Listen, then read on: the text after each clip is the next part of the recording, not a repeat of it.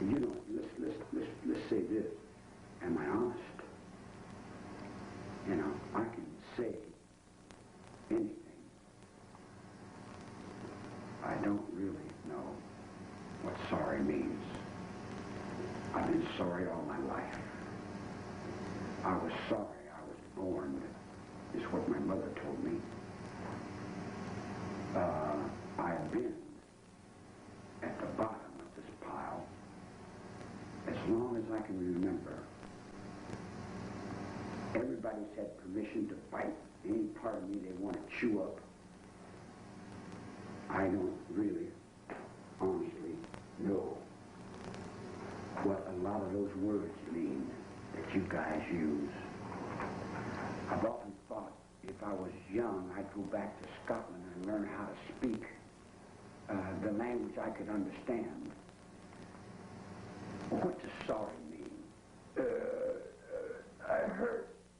I've been beat with the leather strap. I'm sorry. I'm sorry because I'm hurt, or I'm sorry because, why did I get beat? I don't even understand why I got beat. I just got beat. Why am I getting beat? Why have you got me in a cell? Why can't I wear clothes? Why can't I do like other human beings? Why do I have to be? Why am I into this? I'm asking all these whys to myself as you ask those whys to me. Well, don't you think I ask those whys to me also? Are you sorry? Are you sorry that Adolf Hitler died? Are you sorry that Genghis Khan got killed? I mean, I'm sorry Montezuma's still not here. I'm sorry for everything. I'm sorry the sky is so dirty and the fish can't breathe in the water. I'm sorry that all the seals get their brains knocked out. I'm sorry for all kinds of things. Am I sorry? You know, does the effect make the reason? Do we ponder the reason to make the effect? I mean, where's the decision in it?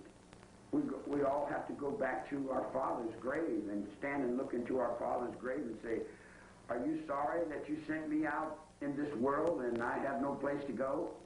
Are you sorry that you ran me out of Scotland? Are you sorry that I've been hundreds of years running off into the universal with no place to go, no land to set on? I mean, I don't know how to deal with this sorry thing, guy. They keep asking me about this remorse thing. I don't have a mind that way. My mind is what works. If something works, it functions. I have a mind in procedure. I understand procedure. I understand war. I understand rules, the regulations. I don't understand sorry. Okay, so you understand legal procedure. I understand legal, yes. Do you think you go to fair trial? No, absolutely not. I ain't get no trial at all. I got a circus guy. Sorry guys, can I just stop the tape now and we'll change the tape?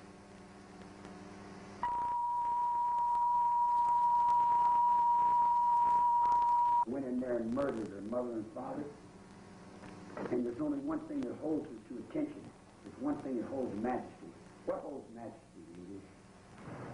What's held you all these years? What's held the English above everyone? What's made Britain such a great place? Little teeny people. What has made those people? Because you're ruthless. You're terrible. You go to war, you kick everything, you whip everything. You beat everything you've ever fought. Are you sorry?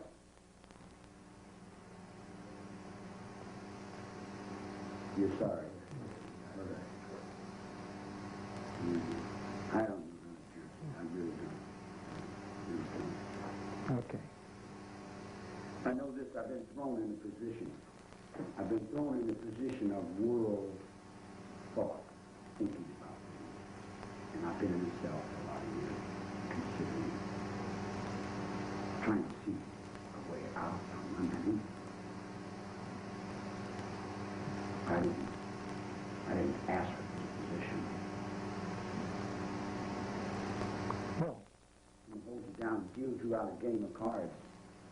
And you say, I don't want to play. He said, you're going to play whether you want to play or not. You say, I don't want to play this game. They said, you're going to play. So I'm held down to play this game. I don't want this game. Do you realize, man, that if I go to court and I'm convicted for being a burglar, then I'm a burglar? It makes no difference whether I'm really a burglar or not. If the court says I'm a burglar, to all these people that run these places, I'm a burglar. They get their reality from the court. You know what I was convicted for in the court of the United States? I was convicted for being Jesus Christ. I was convicted for being the devil. I was convicted for being the leader.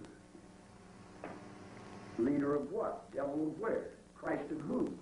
In other words, all these things fall down on me that I said this and I said that, and then anything I say will be open to interpretation and someone will take it one way, and then I'm on the horns of the thousands of dilemmas going with everybody's understanding in different directions, and then nobody's really sure, so as long as they keep me locked up and in handcuffs, then they can represent me, and then it makes them feel like they've got somebody important, so that makes them feel important.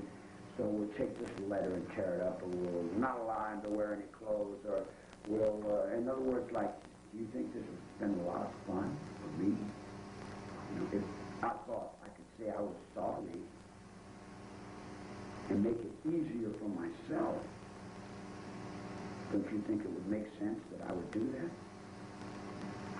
So you're saying you didn't get a fair trial? I'm sorry. I can't deal with saying I'm sorry for something I had nothing to do with, unless I'm God and I had everything to do with everything, and then you're asking God to say he's sorry. But did you get a fair trial? No. I never got a trial at all. What did you get? I got Bulios's interpretation of helter-skelter pushed over on me, whether I wanted it to be there or not. Every writ that I had put in was taken away by the highway patrol. My witnesses were intimidated. My ranch was burned up. Everything was a play for the public. You know how much money? You're a press man. Let me ask you this. How much money does one headline make on UPI for the whole world to listen to? How much money in one day? Don't know the answer. It's probably a lot of money. Yeah. So you can imagine what 2 years of press in Bulios's in the office is making. We're talking about $50 million just on the trials alone, not counting all the books. He sold 20 million copies of Helter Skelter at $17.50. That's a piece of change. That's not counting all the movie contracts and all his people that moved to Hollywood and how much he can do on the telephone and a newer law association. And then he puts a Rumpkin Irishman over there to guard his perspective towards his own ambition, his own how much he's made for his trip. You know, ask Bugliosi if he feels sorry, and he'll tell you quick. Oh, I feel sorry all the way to the bank. Ask the lawyers if they feel sorry for selling the transcripts to Japanese movie companies and how much money was made there. All over the world, they made money. Everything could be made money as long as Charlie was a hippie cult leader of a family called Bubisu and a gondola and all that. Robert up to get all of better, you know, I'm Robert around the place. You know how it got like it, Uncle on the ball. You know, I don't know how to say it, man. It don't fit in my mouth. So there's no truth in Bulios's book? It's got names and numbers, right?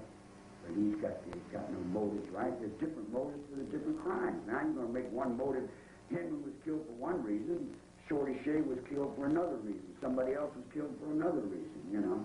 Everybody, you know, there was, I knew of 8 or 10 more murders that he didn't even bring into court.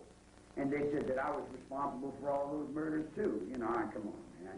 I know some people that sold some bad dope in Santa Barbara and it was bumped off, you know.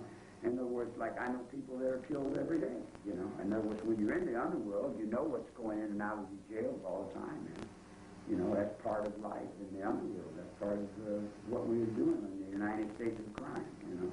But none of those people were killed to bring on Helter Skelter? No, it's big business, man. Big business. Helter Skelter is going to be on whether it is or it ain't. It doesn't, you know. Interpretation, man. Helter Skelter is what? Race war? How long has there been a race war? How long have we been in race war? English? How long have we been at war with races? Since we come out of the caves and you didn't like Irishmen? Did you think there was going to be a big race war, though? There was going to be... There's been a race war. All my life I've been in the middle of a race war.